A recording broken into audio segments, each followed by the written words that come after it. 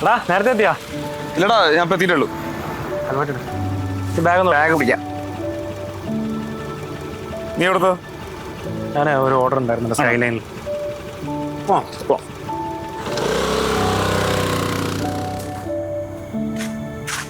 Order ഒരു 10 minute കൊടുക്കൂടാ. ആ അല്ല നീ അപ്പൊ നാട്ടിൽ പോയില്ലേ?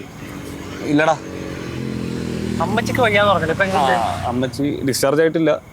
പോണമെന്നുണ്ടായിരുന്നു, ലീവ് ഒന്നും കിട്ടിയില്ല. നീ ഓക്കെ അല്ലേ? നീയൊക്കെ ശരിക്കും ഭാഗ്യം ചെയ്തോടാ. എനിക്ക് തോന്നുമ്പോൾ ലീവ് എടുക്കാം, തോന്നുമ്പോൾ പണിക്ക് പോവാം, വേണമെങ്കിൽ ലീവ് എടുത്തിട്ട് നാട്ടിൽ പോവാം. അതെന്താ ഓഫീസിൽ എന്തെങ്കിലും പ്രശ്നം ഉണ്ടെങ്കിൽ? ആകെ മടുത്തടാ. പിന്നെ ഈ അമ്മച്ചിക്ക് സീനാന്നും കൂടി പറഞ്ഞപ്പോഴേ ഓഫീസിലൊന്നും പോകാൻ തോന്നുന്നില്ല. പിന്നെ ഇന്നാണെങ്കിൽ ഒരു ഫയൽ സബ്മിറ്റ് ചെയ്യാനുണ്ടായിരുന്നു, അതും മറന്നു. അതിന് അവരെ വായിലിരിക്കുന്ന ഫുള്ള് കേൾക്കുകയും ചെയ്തു. പിന്നെ എല്ലാ മാസവും കറക്റ്റ് ശമ്പളം കിട്ടുന്നതുകൊണ്ട് പിന്നെ തട്ടിമുട്ടിയും പോകുന്നു. ഓക്കെ. ആ എടാ, ഒന്നില്ലെങ്കിൽ നിനക്ക് കുറെ മനുഷ്യന്മാരെ കണ്ട് സംസാരിക്കാലോ. നീ എന്റെ അവസ്ഥ ഒന്ന് ആലോചിച്ച് നോക്ക്. ആരോടും സംസാരിക്കാനൊന്നുമില്ലാതെ ആകെ ഒരു മടുപ്പാടാ. എന്താ നീ ഒന്നും പറയാത്തത്? എടാ നീ ഒരു സ്റ്റാർട്ടപ്പ് തുടങ്ങണമെന്ന് പറഞ്ഞിട്ടുണ്ടായിരുന്നില്ലേ, അതെന്തായി? ആ സ്റ്റാർട്ടപ്പിന്റെ കാര്യം, അതിന് ആദ്യം ഈ പണിയൊന്നും ഇറങ്ങണ്ടേ. പിന്നെ ഇപ്പോ സാമ്പത്തികമായിട്ടും വലിയ കുഴപ്പമൊന്നുമില്ല. പിന്നെ റിസ്ക് എടുക്കാൻ പേടിയടാ. എന്തായി നിന്റെ ആക്ടിങ് കാര്യങ്ങളൊക്കെ? എടാ ഒന്നും ആയിട്ടൊന്നുമില്ല. കുറെ ഓഡീഷൻസ് ഒക്കെ അറ്റൻഡ് ചെയ്യുന്നുണ്ട്. ആ പിന്നെ അതിന്റെ ഒരു രസം എന്താന്ന് വെച്ച് കഴിഞ്ഞാല്, നാട്ടിലുള്ളതിനേക്കാളും പരിചയക്കാരൻ എനിക്കിപ്പോ ഇവിടെ ഉണ്ട്. അപ്പൊ അവരെന്നെ പലയിടത്തേക്ക് സജസ്റ്റ് ചെയ്യുന്നൊക്കെ ഉണ്ട്. പക്ഷെ ഒന്നും അങ്ങോട്ട് സെറ്റ് ആയില്ല. പക്ഷെ നടക്കുമായിരിക്കും. എന്തായാലും നീ നിന്റെ പ്രതീക്ഷ കളയണ്ട.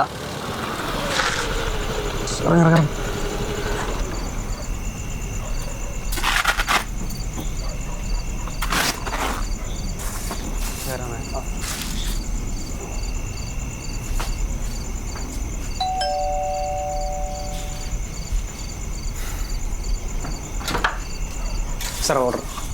ഇത്ര സമയമായിടോ? സാർ കടയിൽ നല്ല തിരക്കായിരുന്നു സാർ. സോറി. എന്ത് സോറി? കാശ് തന്നിട്ടല്ലേ?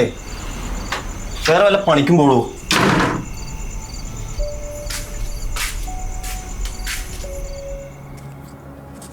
ഈ ജോലി ചെയ്യേണ്ട ആവശ്യം നിനക്ക് ഉണ്ടോ? കുറച്ചും കൂടി നല്ല ജോലി നോക്കൂടെ? എടാ ഞാൻ കാര്യമായിട്ട് പറഞ്ഞ. എടാ കുട്ടിക്കാലം തൊട്ടുള്ള എൻ്റെ ഒരു ആഗ്രഹമാണ് സിനിമയിൽ അഭിനയിക്കാന്നുള്ളത്. അതിൻ്റെ പിറകെ ഇപ്പോഴും ഓടടാ ഓട്ടം എന്ന് പറഞ്ഞ് ഇങ്ങനെ ഓടിക്കൊണ്ടിരിക്കുകയാണ്. ഇനിയിപ്പോൾ അതിജീവനത്തിന് വേണ്ടി രാത്രിയിൽ ഫുഡ് ഡെലിവറി എന്ന് പറഞ്ഞ് ഈ ബാഗ് എടുത്ത് ഇതിൻ്റെ പിറകെ ഓടും. അതിലും ഞാൻ ഹാപ്പിയാണ്, ഇതിലും ഞാൻ ഹാപ്പിയാണ്. പിന്നെന്താ പ്രശ്നം? ഇന്ന് എൻ്റെ കാര്യം അങ്ങനെ ഒന്നുമില്ലടാ. എന്ന് ഓരോരുത്തരുടെ ചീത്തവിളിയൊക്കെ കേട്ട് ആകെ മടുത്ത്. നീ അപ്പോൾ നേരത്തെ എന്നെ അങ്ങേര് പറഞ്ഞൊന്നും കേട്ടിട്ടില്ലേ? എന്നോട് വേറെ വല്ല പണിക്കും പോകാനാ പറഞ്ഞു. അപ്പോൾ ഈ ചെയ്യുന്നൊന്നും എന്താ പണിയല്ലേ? അല്ല, അപ്പൊ നിനക്ക് ഈ ആൾക്കാരൊന്നും ചീത്ത കേൾക്കുമ്പോൾ സങ്കടം ആവാറില്ലേ? പിന്നെ ആര് മൈൻഡ് ചെയ്യുന്നു? ഞാൻ ഒരു ചെവില് കേട്ട് മറ്റേ ചെവില് വിടും. ഫോർ എക്സാമ്പിൾ, ഞാനും അയാൾ ഒരു സിനിമയിലാണെന്ന് വിചാരിക്കും. ഞാൻ നായകൻ, പുള്ളി വില്ലൻ.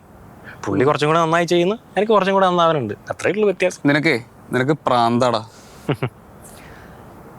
കുറച്ചൊക്കെ പ്രാന്തുള്ളത് നല്ലതാ. നിനക്ക് നീ ആഗ്രഹിക്കുന്ന ശമ്പളം കിട്ടുന്നുണ്ട്. എടാ ഈ ലോകത്ത് നമുക്ക് എങ്ങനെ വേണോ ജീവിക്കാം. അതെങ്ങനെ വേണമെന്ന് തീരുമാനിക്കുന്നത് നമ്മളല്ലേ. നിന്റെ ജോലി നിന്റെ തീരുമാനമായിരുന്നു അല്ലേ? നീ പറഞ്ഞ പോലെ ഇൻഫോസിസിൽ ആദ്യം ജോലി കിട്ടിയ എനിക്കായിരുന്നു. പക്ഷെ ഞാൻ അവിടെ 2 മാസം തികച്ചു നിന്നിട്ടില്ല. ആദ്യത്തെ ശമ്പളം കിട്ടിയ ഉടനെ ഞാൻ അവിടെ നിന്ന് ഓടിയില്ലേ. നിനക്ക് കുറച്ചും കൂടി ഫിനാൻഷ്യലി നല്ലത് അതായിരുന്നില്ലേ?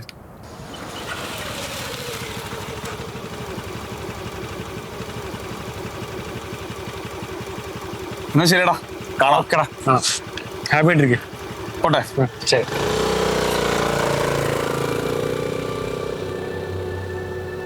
ആകെ ഒരു ജീവിതമല്ലേ അളിയ, അതിലെന്തേലും നമുക്ക് വേണ്ടി നമ്മൾ ചെയ്യണ്ടേ. സോ ഞാൻ ആ കംഫേർട്ട് സോൺ അങ്ങ് ബ്രേക്ക് ചെയ്തു. ഇതാ ഇപ്പം നോക്ക്, എൻ്റെ പണിയിൽ ഞാൻ നല്ല ഹാപ്പിയാണ്.